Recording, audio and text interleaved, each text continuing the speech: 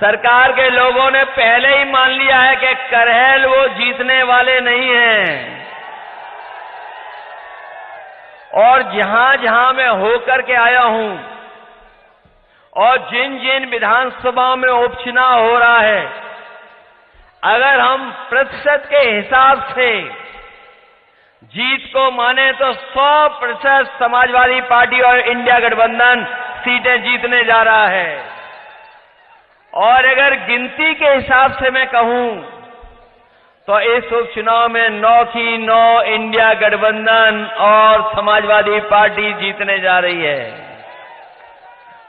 और जो सब जीतें होंगी इस बार उपचुनाव की, उसकी सबसे बड़ी जीत अगर कहीं होने जा रही है तो इस बार करहल विधानसभा से तेज प्रताप यादव जीतने जा रहे हैं। जो पीडीए के बारे में जगह जगह जानकारी दे रहे हैं, वो कम से कम डीएपी की भी जानकारी दे दें। पहले तो ये लोग, बीजेपी के लोग, केवल बोरी में चोरी कर रहे थे। अब पूरी की पूरी बोरी चोरी हो रही है, बोरी मिली नहीं किसी को। और जब हमारे किसान को सबसे ज्यादा जरूरत है खाद की, डीएपी की, उस समय ये सरकार उपलब्ध नहीं करा रही है। और ये सोची समझी रणनीति है उनकी भारतीय जनता पार्टी की, क्योंकि जिस तरीके से ये जो साइंस है, हमारा किसान पढ़ा लिखा हो न हो, लेकिन वो समय और मौसम के हिसाब से अपनी फसल को तैयार करता है। इन्हें सब कुछ पता था कि अभी किसान को सबसे ज्यादा खाद और डीएपी की जरूरत पड़ेगी। उसी समय डीएपी और खाद उपलब्ध नहीं है पूरे उत्तर प्रदेश में। ये जानबूझ के कर रहे हैं, और जानबूझ के इसलिए कर रहे हैं जिससे कि हमारी पैदावार अच्छी न हो। और जब पैदावार अच्छी नहीं होगी तो ये भारतीय जनता पार्टी अपने उद्योग, जो बड़े बड़े कारोबारी हैं, उद्योगपति जो मित्र हैं, उनसे बाहर से मंगा करके अनाज हमारे पूरे बाजार से मुनाफा कमाना चाहते हैं। जब हम लोग बाजार देखते हैं तो महंगाई कहां पहुंच गई है। जहां हम लोग त्योहार में खुशियां मनाते हैं, हमारी महंगाई ने हमारे त्योहारों को भी बर्बाद कर दिया। जहां खुशी मनानी थी वहां दुखी होना पड़ रहा है। जिस तरीके से त्योहार हम लोग मनाते थे, आज महंगाई के कारण हम लोग त्योहार भी नहीं मना पा रहे हैं। और न केवल महंगाई, बल्कि हमारे नौजवानों की नौकरी और रोजगार भी छीन लिए।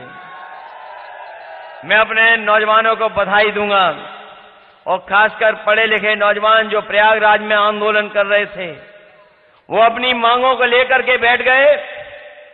1 दिन, 2 दिन, 3 दिन, 4 दिन उन्हें बैठना पड़ा, लेकिन सरकार को अंतोगतवा झुकना पड़ा है। ये सरकार नौकरी देने वाली नहीं है। इस सरकार के एजेंडा में नौकरी देना नहीं है, नौकरियों को उलझाना इनका एजेंडा है। नौकरियों में आरक्षण छीनना इनका एजेंडा है। पीडीए के लोगों के साथ धोखा करना इनका एजेंडा है। और उसी का परिणाम यह है कि कोई भी सरकारी नौकरी निकली, उसका सबसे पहले पेपर लीक करा दिया। मैं अपने नौजवानों से कहना चाहता हूं, हमारे फौज के तमाम जवान बैठे हैं, ये भारतीय जनता पार्टी ने जो अग्निवीर व्यवस्था लाने का काम किया है, ये व्यवस्था हम लोग कभी स्वीकार नहीं कर सकते हैं। जब कभी भी मौका मिलेगा तो जैसे पहले भर्ती होती थी फौज की, वैसे ही भर्ती करा करके अपने नौजवानों को पक्की वर्दी पहनने का मौका और पक्की नौकरी दिलाने का काम होगा। और न केवल नौकरी, बल्कि भर्ती भी आसान हो। ये तो सब नौकरियां उलझा चुके हैं। हम लोग आसान भर्ती करना चाहते थे, और याद होगा उस समय 10वां 12वां पास करके मेरिट से नौकरी दे दी थी। हम लोगों को मौका मिलेगा तो आसान भर्ती कराएंगे, जिससे हमारे नौजवानों को नौकरी और रोजगार मिल जाए। वो बांट करके राजनीति करना चाहते हैं। हम समाजवादी लोग पीडीए का नारा देकर के जोड़ करके राजनीति करना चाहते हैं। उनके नकारात्मकता है, हर नारे में नकारात्मक है। उनका एनडीए ही निगेटिव है, एन फॉर निगेटिव, और एनडीए में लगा है सबसे आगे एन लगा है, वो निगेटिव है, नकारात्मक लोग हैं।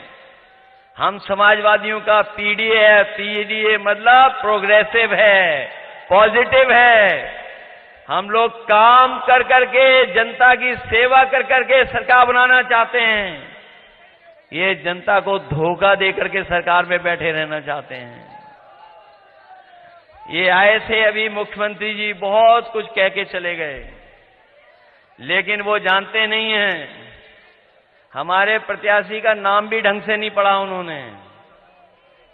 अगर वो नाम भी ढंग से पढ़ लेते तो ऐसा भाषण दे करके नहीं जाते। उनका नाम है तेज और पीछे लगा है प्रताप। तो बताओ कौन जीतने जा रहा है यहां पर? वो केवल वस्त्रों से योगी हैं, विचारों से योगी नहीं हैं। और ये जो जनता देख ली होगी, अब इसके बाद योगी करेंगे, इसके अलावा दूसरा कोई काम नहीं करेंगे। ये जो जन समर्थन दिखाई दे रहा है और करहेल की जनता जो हमेशा समर्थन दी है, ये ऐतिहासिक परिणाम देने जा रही है जनता। मैं पहले मीटिंग में भी कहा, इस बार करहेल का चुनाव जीत का रिकॉर्ड बनाने जा रहा है। ऐसा कोई वर्ग नहीं है, ऐसा कोई समाज के लोग नहीं बचे जो आज समर्थन न दे रहे हों।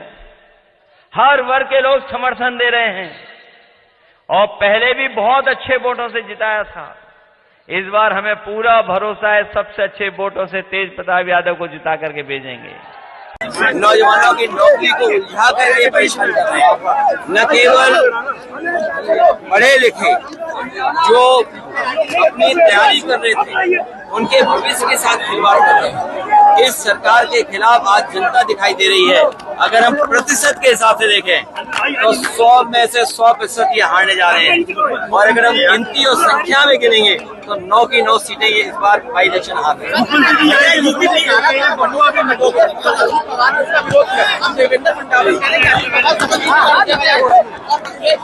देखिए, ये जो नारा है वो नकारात्मक नारा है।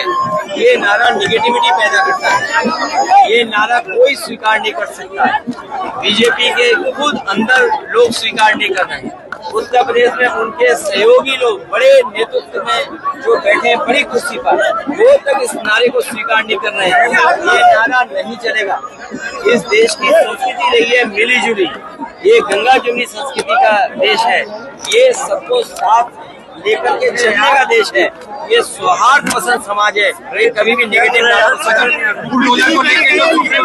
ये विकास का जो प्रतीक था बुलडोजर, उसको विनाश का प्रतीक बनाया।